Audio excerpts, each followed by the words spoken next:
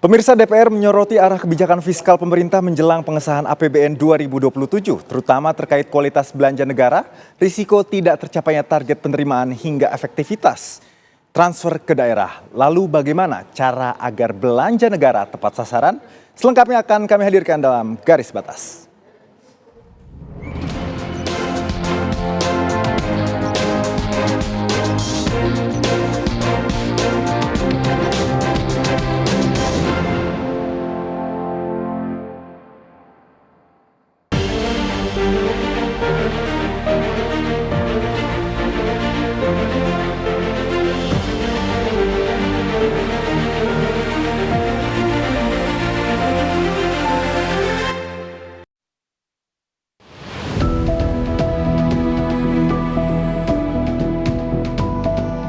Anggaran pendapatan dan belanja negara atau APBN bukan sekadar deretan angka di atas kertas.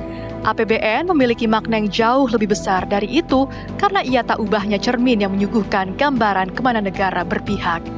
Siapa yang dilindungi dan siapa pula yang paling merasakan hasil pembangunan.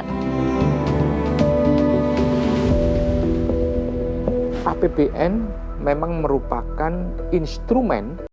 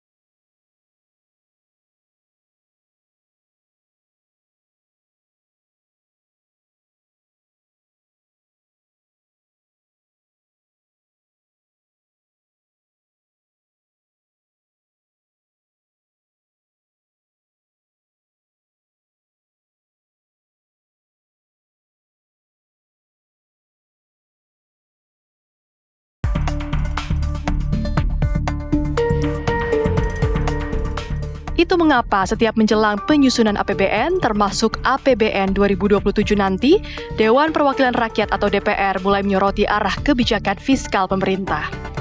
Kalkulasinya bukan hanya soal berapa besar anggaran yang akan dikeluarkan, tetapi seberapa besar manfaat yang benar-benar sampai kepada masyarakat.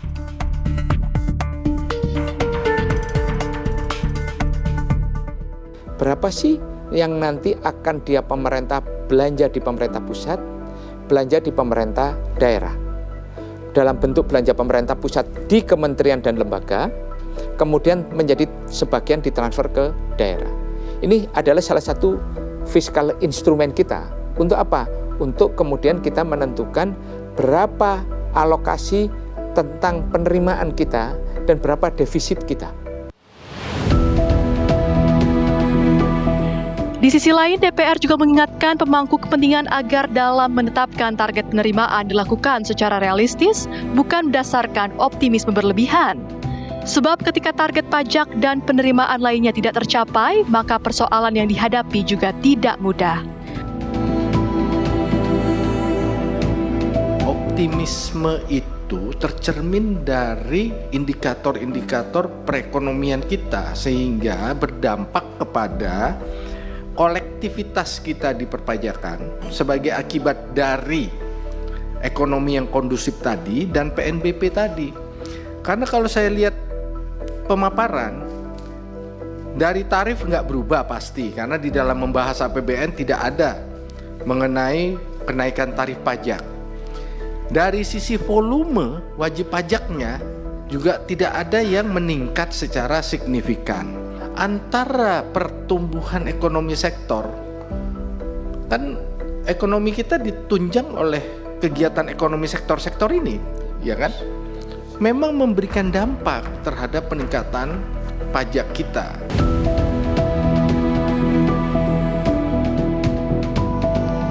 Sementara sorotan juga tertuju pada belanja modal. Anggaran untuk membangun jalan, irigasi, transportasi, dan infrastruktur produktif lainnya tidak boleh kalah oleh besarnya belanja rutin dan birokrasi. Sebab belanja modal adalah investasi negara. Hasilnya tidak hanya dinikmati hari ini, tetapi juga menentukan daya saing Indonesia pada masa depan.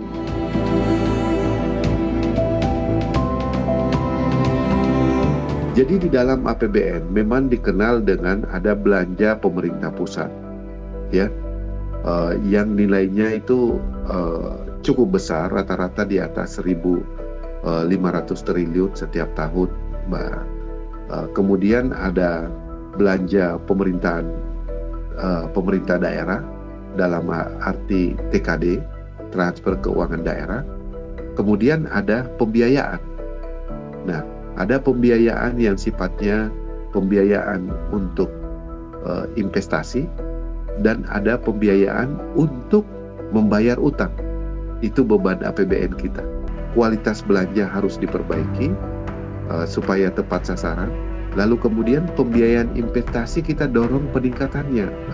Karena pembiayaan investasi ini adalah pembiayaan yang sesungguhnya menjadi faktor pendorong ekonomi. DPR pun tidak boleh berhenti pada peringatan.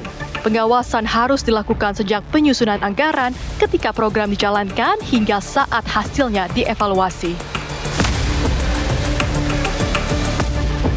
Jadi mengawal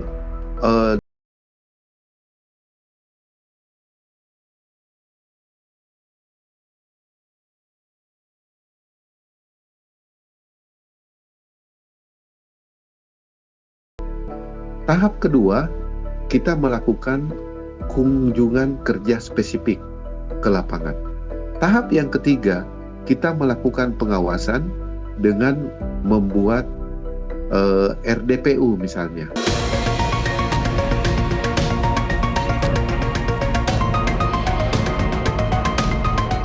APBN 2027 tidak cukup hanya besar. APBN harus sehat, tepat sasaran, dan harus bekerja untuk rakyat. Sebab keberhasilan anggaran negara tidak diukur dari seberapa banyak uang yang dihabiskan, tetapi dari seberapa nyata perubahan yang dihasilkan dalam kehidupan masyarakat.